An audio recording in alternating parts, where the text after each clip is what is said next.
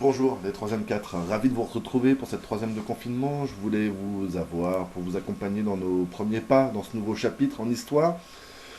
Indépendance et construction de nouveaux États, on est dans ce grand thème 2 en histoire dans la classe de troisième Le Monde depuis 1945. Et puis voilà, on a abordé ensemble la guerre froide de 1945 à 1989. On aborde maintenant en parallèle sur la même surface, on va dire, historique. On aborde des événements parallèles qu'on a un petit peu abordés ensemble dans ce qu'on a vu, souvenez-vous, le tiers-monde et l'émergence d'une nouvelle puissance, certes plus faible, mais qui incitait le monde à sortir de la bipolarisation. Eh bien, ce tiers-monde, il est issu pour beaucoup des anciennes colonies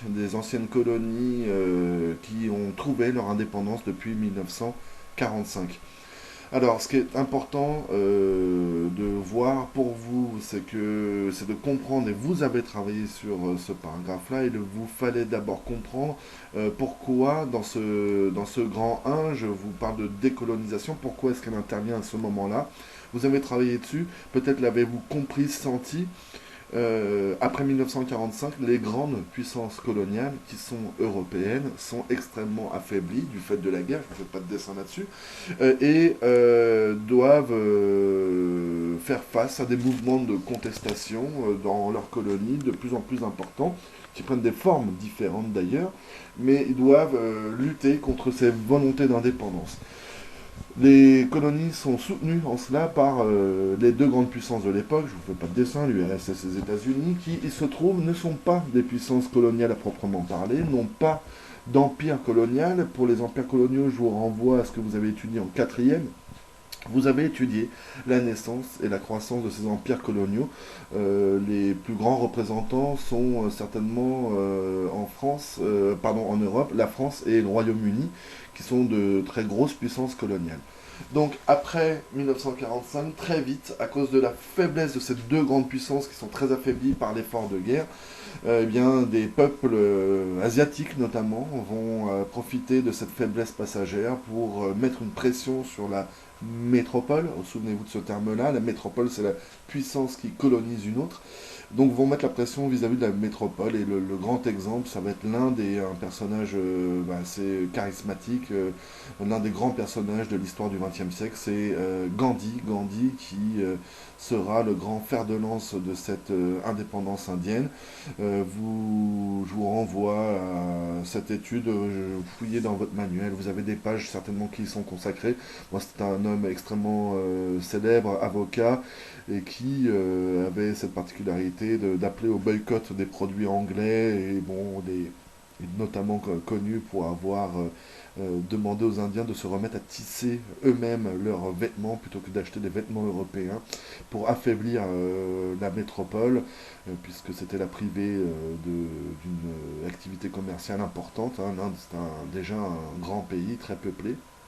Et donc Gandhi appelait notamment tout le monde à se remettre à tisser à la maison. Il avait pour cela un rouet, une espèce de roue dont je ne connais pas exactement le fonctionnement, mais qui permet de tisser. Et c'est pour cela qu'aujourd'hui encore, sur le drapeau indien et au centre, en plein centre, vous avez un rouet.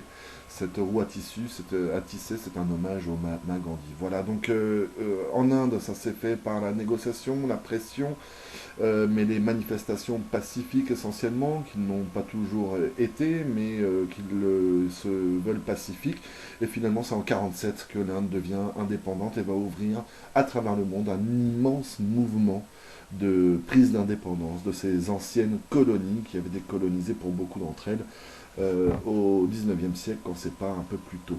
Voilà, jeunes gens, autre décolonisation possible, autre que par la négociation. Vous avez un autre très bon exemple avec l'Algérie française qui, entre les années 50 et 60, va lutter, mais cette fois-ci de manière armée. Les Algériens vont lutter, vont prendre le maquis, lutter contre l'occupant français.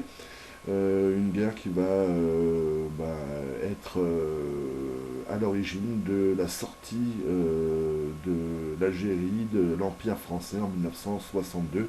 Ce sera De Gaulle, revenu au pouvoir, qui devra régler le problème algérien. Voilà, vous avez travaillé dessus. Pour la fin de la semaine, on se penche sur une deuxième partie de cette leçon qui s'appelle justement, qui va s'intéresser à un exemple précis. On va prendre un exemple concret, c'est l'Algérie. Je vais vous renvoyer vers différents travaux. Je vous les demande pour la fin de la semaine.